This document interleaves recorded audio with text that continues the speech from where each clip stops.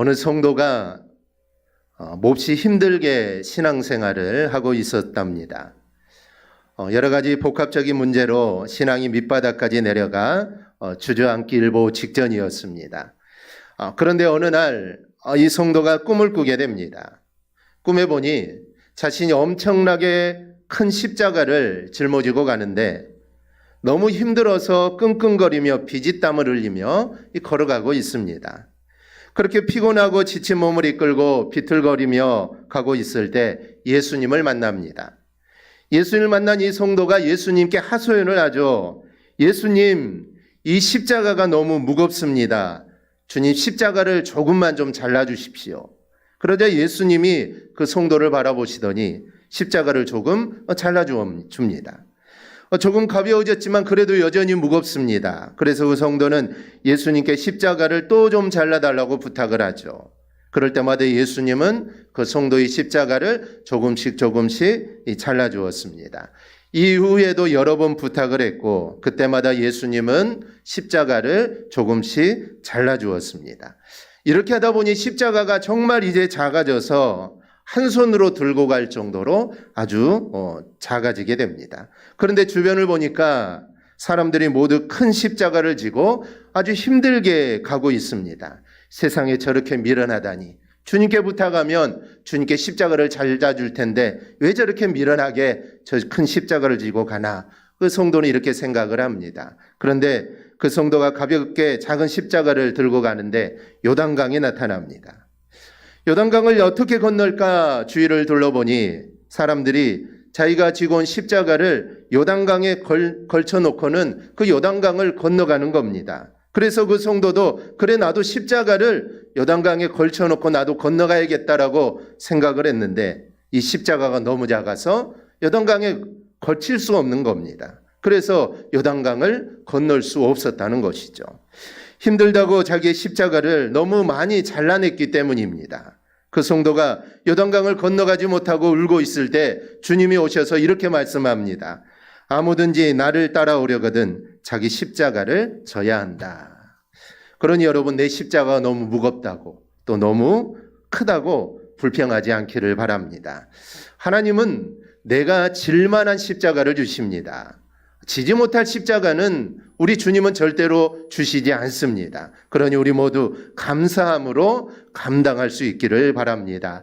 원래 십자가는 저주와 형벌의 상징이었습니다. 그런데 저주와 형벌의 상징이었던 십자가가 예수님이 그 십자가를 지심으로 이제 그 십자가는 우리를 구원하시는 구원의 증표요, 사랑의 표시가 되었습니다. 이렇게 된 것은 예수님이 나를 위해 십자가를 지시고 그 모든 형벌을 다 받으셨기 때문입니다. 그렇게 구원받은 우리를 향해 주님이 이렇게 말씀합니다. 누구든지 나를 따라오려거든 자기를 부인하고 자기 십자가를 지고 나를 따를 것이니라. 자기 십자가를 지고 주님을 따르라는 것이죠. 주님의 십자가는 죽음이었습니다. 주님이 십자가를 진다는 것은 죽는다는 것을 의미합니다. 그러면 그 주님이 우리에게 십자가를 지라고 하는데 그렇다면 주님이 우리한테 죽으라고 하시는 걸까요? 여러분, 그렇지 않습니다.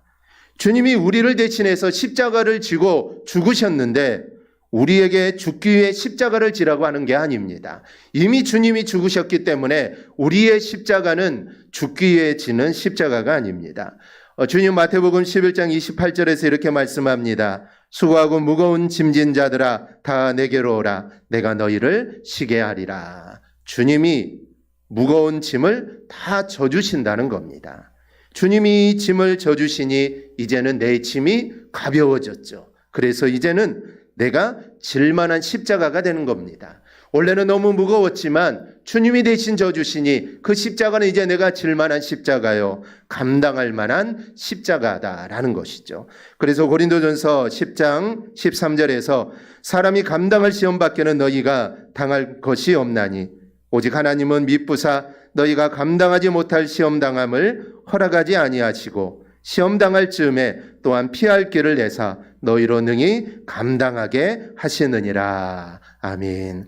물론 여기서 말하는 시험은 템테이션, 즉 유혹을 의미하지만 우리가 이 말씀을 좀 더 넓게 생각해 본다면 주님은 시험이나 다른 것들도 우리가 감당할 수 있도록 하신다는 겁니다. 또 우리가 감당하지 못할 때, 정말 내가 도저히 이 일을 감당하지 못할 때 주님은 피할 길을 우리에게 허락해 주십니다. 그래서 이 사실을 알았던 사도 바울은 이 모든 일에 우리를 사랑하시는 이로 말미암아 우리가 넉넉히 이기느니라 라고 말씀을 합니다. 즉 우리는 이긴다는 것이죠. 그것도 넉넉하게 이긴다라는 겁니다. 그럼 넉넉하게 이긴다는 게 무슨 말일까요? 넉넉하게 이긴다. 하나님이 함께 하시니 내가 쉽게 이긴다는 뜻일까요? 여러분, 그런 의미가 아닙니다. 이 말의 헬라어는 히페르니카오라는 단어인데 이 말의 뜻은 압도적인 승리를 의미합니다. 즉 승리 이상의 승리입니다. 완전한 승리가 보장되어 있다라는 것이죠. 그러니 주님이 나에게 너의 십자가를 지고 나를 따르라 라고 한다고 해서 우리는 겁먹을 필요가 없습니다. 주님이 감당하게 해주신다는 것이죠. 즉 승리하게 해주신다는 겁니다. 그것도 완전하게 승리할 수 있도록 우리를 이끌어 주신다라는 것이죠. 이사야 선지자는 피곤한 자에게는 능력을 주시며 무능한 자에게는 힘을 더해 주신다라고 말씀하면서 힘을 더해 주시는데 31절을 보면 여호와를 앙망하는 자는 새 힘을 얻으리니 독수리가 날개치며 올라감 같을 것이요 다른 박질하여도 곤비하지 아니하겠고 걸어가도 피곤하지 아니하리로다 라고 말씀을 합니다. 그러니 우리가 져야 할 십자가는 내가 감당할 수 있는 겁니다. 그러니 여러분, 내 십자가는 너무 무겁다, 너무 크다, 너무 벅차다라고 불평해서는 안 됩니다. 주님이 내가 질만하기에 주님이 허락하신 겁니다. 그 사실을 믿고 그 십자가를 지고 우리는 담대하게 나가면 됩니다. 그렇다면 내가 져야 할 십자가는 구체적으로 무엇이 있을까요? 첫째는 내게 맡겨주신 사명입니다. 오늘 본문의 시작은 주님이 사람들이 나를 누구라고 하느냐라는 질문으로부터 시작이 됩니다. 제자들이 사람이 예수님을 세례 요한, 엘리야, 에레미야 등으로 생각한다라고 말을 하자 주님이 그러면 너희들은 나를 누구라고 생각하느냐라고 묻자 베드로가 주는 그리스도시요 살아계신 하나님의 아들이십니다라고 대답을 합니다. 그러자 주님이 하신 말씀이 마태복음 16장 17절, 18절에 이렇게 기록되어 있습니다. 우리 한음성으로 함께 보겠습니다. 예수께서 대답하여 이르시되 바요나 시몬아 내가 복이 있도다. 이를 내게 알게 한 이는 혈육이 아니요 하늘에 계신 내 아버지시니라. 또 내가 내게 이르노니 너는 베드로라. 내가 이 반석 위에 내 교회를 세우리니 음부의 권세가 이기지 못하리라. 아멘. 베드로의 믿음 위에 교회를 세운다는 겁니다. 그럼 이렇게 칭찬을 받은 베드로가 주님이 세우신 교회에 충성을 다하는 일꾼이 되었다면 여러분 얼마나 좋았겠습니까? 그런데 그 후에 베드로는 예수님께 책망을 듣죠. 23절을 보면 사탄아 내 뒤로 물러가라. 너는 나를 넘어지게 하는 자로다. 내가 하나님의 일을 생각하지 아니하고 도리어 사람의 일을 생각하는도다. 십자가를 죽으셔야 한다는 주님의 말씀에 절대로 그런 일이 일어나서는 안 된다라고 말을 하자 주님으로부터 야단을 맞습니다. 심지어는 야단뿐만 아니라 사탄이라는 소리까지 듣게 되죠. 왜 주님이 그렇게 말씀을 하셨을까요? 주님에게는 사람들의 죄를 대신하여 십자가에서 죽으셔야 하는 사명이 있었습니다. 그런데 베드로에게는 어떤 사명이 있었을까요? 베드로에게는 주님을 증거하여 많은 사람을 구원하는 노아의 방주와 같은 교회를 세우는 사명이 이 베드로에게 있었던 겁니다. 그런데 이 사명은 생각하지 않고 자기 멋대로 말을 합니다. 결국 나중에 보면 베드로는 부활하신 주님을 만나고도 그는 고기를 잡으러 갑니다. 즉 자기 생각대로 합니다. 사명을 생각하지 않았기에 주님으로부터 이렇게 책망을 받게 된 겁니다. 즉 주님은 그 사명을 감당하기 위해 죽음의 길로 가고 있는데 이 베드로라는 제자가 그렇게 생각하고 있으니 주님으로부터 책망을 받을 수밖에 없었던 겁니다. 여러분 우리 모두는 다 사명을 받은 자들입니다. 사명이 있는데 다만 그 사명을 깨닫지 못하는 사람이 있고 또 깨달은 사람이 있을 뿐입니다. 즉 우리 모두에게는 다 사명이 있습니다. 사명은 하나님이 나를 이 세상에 보낸 목적이기도 합니다. 아무도 세상에 그냥 온 사람은 없습니다. 다 사명을 가지고 왔습니다. 그런데 우리가 사명이라고 해서 거창하게 생각할 필요가 없습니다. 주님을 위하여 내가 할 일을 찾으면 여러분 그것이 바로 나의 사명입니다. 그러니 내가 할 일이 무언가를 우리는 생각해야 합니다. 주님을 위해 그리고 세상을 위해서 그리고 내가 살고 있는 삶의 현장에서 내가 할 일이 무엇인가를 여러분 찾아야 합니다. 그리고 그것이 나의 사명이고 내가 그것을 하면 됩니다. 둘째로 십자가는 내게 맡겨주신 직분입니다. 에베소서 4장 11절 12절을 보면 그가 어떤 사람은 사도로 어떤 사람은 선지자로 어떤 사람은 복음 전하는 자로 어떤 사람은 목사와 교사로 삼으셨으니 이는 성도를 온전하게 하며 봉사 일을 하게 하며 그리스도의 몸을 세우려 하심이라 라고 말씀합니다. 이렇게 우리는 주님 앞에 직분을 맡은 일꾼입니다. 그런데 그 직분이 바로 나의 십자가입니다. 교회는 여러 직분이 있는데 직분을 사람들이 마치 무슨 계급처럼 생각을 합니다. 그래서 교회를 믿고 뭐 집사가 되고 권사가 되고 안수입사가 되고 장로가 되고 뭐 이렇게 그런 교회의 직분을 계급처럼 생각하는데 이것은 큰 실수입니다. 여러분 직분은 섬기라고 주신 겁니다. 그러니 집사의 직분을 받고 섬기고 내가 안수입사가 되면 더 섬겨야 하고 내가 장로가 된다면 나는 더 섬겨야 하는 것입니다. 즉 직분은 섬김의 직분이라는 것이죠. 그래서 에베소서 4장 12절을 다시 보면 직분을 주신 것은 성도를 온전하게 하여 봉사 일을 하게 하며 그리스도의 몸을 세우게 하기 위해서 주셨다라고 말씀을 합니다. 그러니 직분은 섬기는 것이고 봉사하는 겁니다. 자신을 드러내고 권세를 자랑하는 자리가 절대로 아닙니다. 그렇다면 나는 직분을 어떻게 감당하고 있는지 내 자신을 우리는 생각하고 돌아봐야 합니다. 이 주기철 목사님이 남긴 고난의 명상에 이렇게 말씀을 하십니다. 주님을 위하여 오는 고난을 내가 이제 피하였다가 이 다음 내 무슨 낯으로 주님을 대하오리까? 주님을 위하여 이제 당하는 수옥을 내 피하였다가 주님이 너는 내 이름으로 평안과 즐거움은 다 받아 누리고 고난의 자는 어찌하고 왔느냐고 물으시면 나는 무슨 말로 대답하랴? 주님을 위하여 오는 십자가를 내가 이제 피하였다가 주님이 너는 내가 준 유일한 유산인 고난의 십자가를 어찌하고 왔느냐고 물으시면 나는 무슨 말로 대답하랴? 이처럼 주님이 내게 주신 직분을 주님이 너는 어떻게 하고 왔느냐라고 물으시면 여러분들은 뭐라고 주님께 대답을 하시겠습니까? 서울 마포구 양화진 외국인 선교사묘원에는 현재 16개국 414기의 무덤이 있습니다. 그 가운데 143기가 선교사들의 무덤입니다.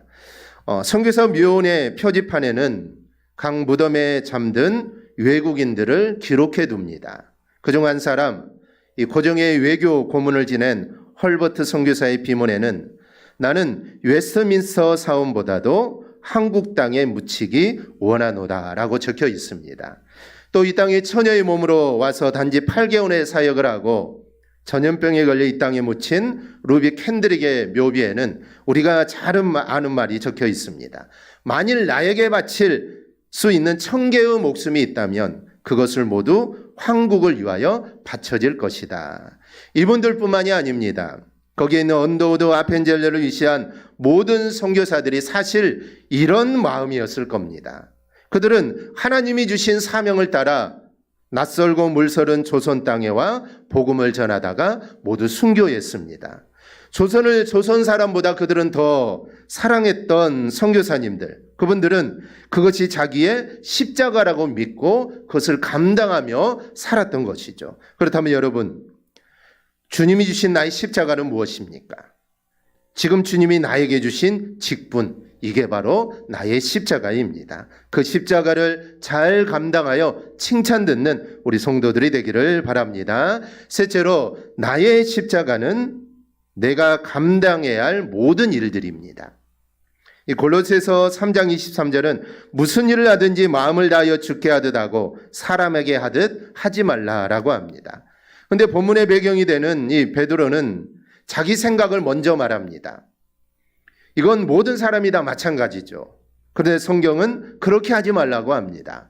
무슨 일을 하든지 마음을 다하여 주께 하듯 하라라고 말씀을 합니다. 실제로 우리의 믿음의 선조들은 그렇게 했습니다. 그렇게 살다 보니 세상 사람들은 집사 장로를 믿을 수 있는 사람이라고 생각을 했고, 목사 그러면 욕심이 없는 사람이라고 생각을 했습니다. 그리고 교회 그러면 교회는 좋은 곳이다라고 그렇게 생각을 했죠. 그런데 지금은 생각이 달라졌습니다. 여러 가지 이유가 있겠지만 우리가 모든 일을 주께 하듯 하지 않아서 그렇습니다.